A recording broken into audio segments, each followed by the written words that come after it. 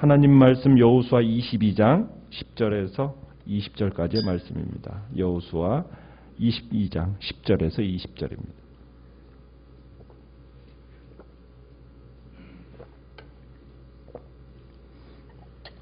여호수아 22장 10절에서 20절까지의 말씀.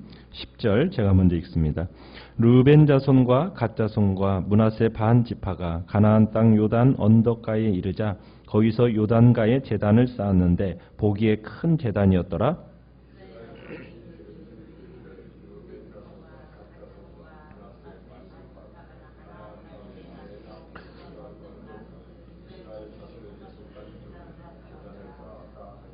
이스라엘 자손이 이를 듣자 곧 이스라엘 자손의 온 회중이 실로에 모여서 그들과 싸우러 가려 하니라.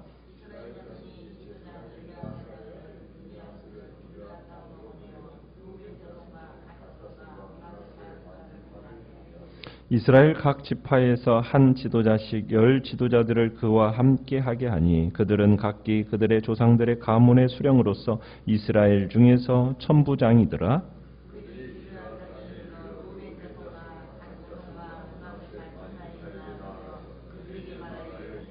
여호와의 온 회중이 말하기를 너희가 어찌하여 이스라엘 하나님께 범죄하여 오늘 여호와를 다른 데서 돌아서서 너희를 위하여 제단을 쌓아 너희가 오늘 여호와께 거역하고자 하느냐?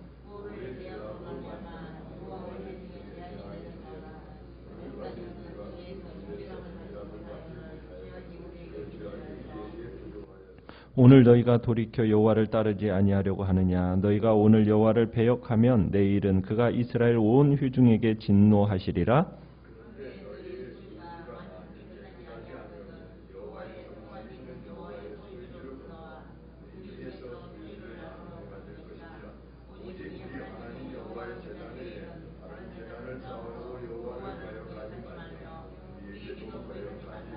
같이 읽습니다. 세라의 아들 아간이 온전히 바친 물건에 대하여 범죄함으로 이스라엘 온 회중의 진노가 임하지 아니하였느냐? 그의 죄악으로 멸망한 자가 그 한 사람만이 아니었느니라 하니라. 아멘. 오늘 말씀의 제목은 형제들을 향한 전쟁 준비라는 제목으로 말씀을 나눕니다. 일찍이 요단 동편 두 지파 반은 요단 동편에서 기업을 얻는 조건으로 가나안 정복 전쟁에 앞장서기로 모세와 약속했었습니다. 그래서 이 정복 전쟁이 개시가 되면서부터 이 두 지파 반은 4만 명의 군사들을 파견했고 정복 전쟁 기간 동안 참으로 이스라엘 백성들 앞에 선봉에 서가지고 열심히 싸웠습니다. 그런데 이제 가나안 정복 전쟁이 끝났고 또 지파별로 땅 분배도 마무리가 되었어요. 그러자 이제 여호수아가 이 요단강 동쪽에 정착한 이 지파들로부터 온 군대들에게 이제 집으로 돌아갈 것을 권면하면서 이제 그들에게 참으로 함께 했던 것에 대하여 치하도 하고 또 축복을 주면서 그들을 보내게 됩니다. 이제 이 군사들이 요단 동편의 두 지파 반의 군사들이 이제 가족들이 기다리는 곳으로 떠났는데 가족들에게로 돌아가던 중에 르우벤 갓 므낫세 반 지파 이 군인들이 요단강을 건너기 전 그 한 땅에 이르러서는 이들이 제단을 쌓습니다. 오늘 10절에 보면은 그렇게 얘기를 하고 있죠. 요단 언덕 가에 누가 보아도 매우 큰 제단을 그 땅에 쌓은 거예요. 길갈이라는 곳인데요. 그곳은 그동안 하나님께서 이제 이들은 나름대로 이런 의도로 그 제단을 쌓았어요. 그래, 하나님이 참으로 그동안 우리를 보호해 주셨은 것에 대한 어떤 감사의 제단이기도 하고 기념비이기도 하고 그러면서 요단 동편 지파와 요단 서편의 지파가 동일한 하나님의 언약 백성이다. 이것을 증거하기 위한 이 제단을 세웠던 거예요. 이제 그것은 이제 나중에 이들과의 이야기 속에서 드러나게 되는데 어쨌든 이 사실에 근거해 보면 요단 동편 지파 이 사람들의 행위는 그렇게 나쁜 행위가 아니에요. 어떻게 보면은 바람직한 행위라고도 볼 수가 있습니다. 그런데 이 요단 동편 이스라엘 자손들이 제단을 쌓았다는 이 소식을 듣자마자 요단 서편의 이스라엘 사람들은 어떻게 반응을 하고 있습니까? 12절에 보면은 전쟁 준비를 합니다. 즉시 전쟁 준비를 해요. 그러니까 이 동족들 간의 전쟁도 감수하겠다라는 자세로 지금 나오고 있는 겁니다. 왜 동쪽 동쪽에 제단을 쌓았다라는 소식을 듣자마자 지금 이스라엘 서쪽의 자손들은 지금 싸울 준비를 하고 있는 걸까? 이유가 무엇일까요? 요단 서편 있는 동족들의 눈에는 지금 동쪽 지파들의 이런 행위가 율법을 범하는 심각한 범죄 행위로 풀이한 겁니다. 율법에 이스라엘 백성들이 번제나 제물을 드릴 때에는 하나님께서 정해주신 장소, 하나님께서 정해주신 그 한 장소에서만 드리라고 규정을 했습니다. 그러니까 신명기 12장에 가보면은 그렇게 얘기를 해요. 번제와 제물을 드리는 곳은 아무 곳에서나 자기가 드리고 싶다 해서 드리는 게 아니라 어디에? 하나님이 지정하신 딱 그 한 곳에서만 제사를 드려라. 이렇게 규정을 해놓은 거예요. 그런데 그 장소가 어디에 있느냐? 지금 실로에 있다라는 거예요. 그런데 실로에 있는데도 불구하고 지금 동쪽 사람들은 어디다가 제단을 세운 겁니까? 요단강 앞 그 길갈에다가 제단을 쌓은 거예요. 그러니까 어떻게 보면은 이스라엘의 종교적인 정체성에 혼란을 준 겁니다. 그러니까 예물을 여호와께 드려지는 이 예물을 드리는 장소는 한 곳이야 되는데 또 하나 세움으로 인해서 종교를 나누겠다라는 어떤 의지로 지금 풀이하게 된 거예요. 또 이 제단에 제물을 드린다라는 것은 또 어떤 의미가 있냐면 어떻게 보면은 이들이 지금 하나님이 신명기를 통해서 한 곳에서만 제사를 드리라 한 이 명령을 어떻게 하는 거예요? 어기는 행위지 않습니까? 전면적으로 부인하는 행위로 간주를 한 겁니다. 그러니까 이런 의도에서 또 이들이 길갈에 제단을 세우지 않았다 할지라도 남은 해석은 뭐냐면은 이들이 그러면 우상에게 제물을 바치기 위해서 지금 이런 짓을 하는 건가? 라고 또 이제 보게 되는 거예요. 그러니까 이쪽으로 해석하든 저쪽으로 해석하든 어느 쪽으로 해석하든 간에 지금 요단강 서쪽에 이 정착한 지파들이 볼 때에는 매우 심각한 종교적 도발 행위로 보여진 겁니다. 그래서 이 동쪽 지파들이 이 행위에 대해서 지금 서쪽 지파들이 전쟁이라도 불사하겠다라는 그런 태도로 지금 나아가고 있는 겁니다. 어떻게 보면은 참으로 자신들을 오랜 기간 동안 전쟁을 하면서 도와줬던 사람이에요. 함께 싸웠던 전우입니다. 그리고 한 동족이에요. 그런데 이들이 하나님으로부터 돌아선다라는 생각을 갖는 순간 지금 이들이 즉시 어떤 자세를 취하고 있는 거예요? 전쟁을 준비하고 그들과 싸울 태세를 준비하고 있다는 겁니다. 이유는 뭐예요? 오직 하나님의 진리 안에 거하기 위해서. 그죠? 그러니까 지금 이스라엘 자손들은 지금 여호와 하나님에 대한 순수한 그 신앙 보존, 그 신앙의 순수성을 보존하기 위한데 그 순수한 여호와 신앙에 위협이 느껴진다고 생각되니까 즉시로 지금 그들을 응징하고자 하는 겁니다. 그러니까 지금 이스라엘 백성들의 어떤 모습이 보여지는 겁니까? 가나안 정착 초기만 하더라도 하나님께 대한 열정이 아주 뜨거웠고 죄에 대한 경각심이 아주 분명했다라는 것을 우리가 이 사실에서 볼 수가 있는 거예요. 교회는 하나님의 진리 안에서 순수성을 가져야 됩니다. 근데 그 순수성이 위협받으면 교회의 존립 자체가 위태로워지는 겁니다. 그래서 교회 안에는 진리 이외에 다른 죄악된 것들이 들어오면 절대로 용납하면 안 돼요. 죄가 발견되면 즉시 제거가 되어져야 됩니다. 그런데 참 죄를 제거한다는 것은 참 그렇게 쉬운 일은 아니에요. 왜냐하면 그 과정 속에서 필연적으로 상처도 받게 되고 또 교회 전체가 고통도 당하기 때문입니다.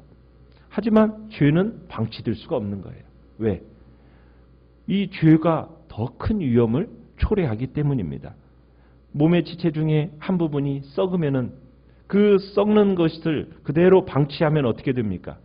일시적인 고통이 두려워서 그대로 잘라내지 않고 방치하면 생명을 잃게 되거든요. 그렇기 때문에 생명을 보존하려면 썩어가는 지체는 도려내야 돼요. 교회가 교회다워지고 그렇게 교회답게 보존되기 위해서는 정말 진리 안에 견고히 서서 그 순수성을 유지하기 위하여 힘써야 된다는 겁니다. 죄는 단호하게 제거되어야 되고 그 죄에 대해서는 철저하게 끊어버리겠다는 단호함이 항상 우리의 마음속에 있어야 되는 거죠. 사람들과의 관계 때문에 하나님의 말씀과 진리보다도 인간관계를 더 중요하게 여겨서 이 시대는 많이들 어두워져 갑니다. 그러나 우리는 사람이 아니라 하나님을 중심에 둬야 되고요.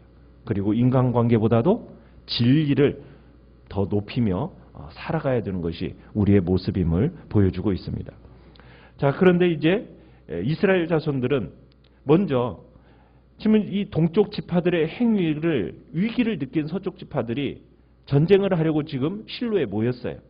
그런데 전쟁을 하기에 앞서서 먼저 어떻게 합니까? 13절부터 14절에 보면 사절단을 먼저 보냅니다. 그러면서 자초지정을 들어보겠다라는 거죠. 그래서 상황을 파악하기로 한 거예요. 그래서 이제 누구를 보내고 있느냐면 13절에서 보면은 대제사장 엘르아스의 아들 비느하스를 보내고요. 그 다음에 각 지파 14절에 보면은 각 지파의 대표 한 명씩 10명, 그래서 총 11명을 동쪽 지파에 보내게 됩니다. 그래서 사절단은 이제 요단 동편의 그 세 지파 사람들이 불순한 의도로 이제 이 제단을 쌓았다라고 생각을 했어요. 그래서 이스라엘 역사 속에서 가장 뼈아픈 죄, 그걸로 인해서 참으로 이스라엘이 고통을 당했던 두 반역 사건을 이야기를 하면서 전개해 나갑니다. 그 첫 번째 사건은 뭐였습니까? 17절에 보면 부올에 있었던 사건이죠. 그죠? 모압 사건. 그리고 또 한 사건은 20절에 가보면은 세라의 아들 아간의 사건. 이 두 가지를 예로 들면서 이야기를 합니다. 이스라엘이 부올에서 모압 신학의 절에서 모압 여인들과 성관계를 갖게 되고 이 일로 인해서 몇 명이 죽었습니까? 24,000명이 죽어갔어요. 아간 사건 마찬가지죠. 한 사람의 죄 때문에 수많은 사람이 죽어가고 고통을 당했던 그 사건이 아간의 사건입니다. 그러니까 이 사건을 강조하면서 지금 이 두 사건이 지금 이스라엘이 하나님을 어떻게 배반하고 어떻게 반역했는가, 이것을 보여주는 가장 극적인 사건이었기 때문에 이 사건을 이야기하는 겁니다. 그러니까 하나님의 말씀을 거역하면 어떻게 되느냐? 온 이스라엘이 고통을 당한다. 온 이스라엘에게 그 벌이 내려진다라는 것을 설명합니다. 그러면서 너희들이 지금 이 제단 쌓는 일이 하나님 앞에 얼마나 반역의 행위고 배신의 행위인지를 지금 얘기하고 있는 거예요. 그러면서 가장 심각했던 그 범죄 두 가지를 얘기하면서 동쪽 지파들을 지금 비난하고 있는 겁니다. 우리가 볼 때 지금 동쪽 지파들이 이 제단을 쌓은 것은 어떤 의도에서 쌓은 거예요? 나름대로 좋은 의도입니다. 그죠? 좋은 의도에서 한 일이 지금 서쪽 지파에게는 심각한 신앙 문제로 부각이 되고 있는 거예요. 그래서 우리는 모든 일에 있어서 어떤 일을 하더라도 신중해야 됩니다.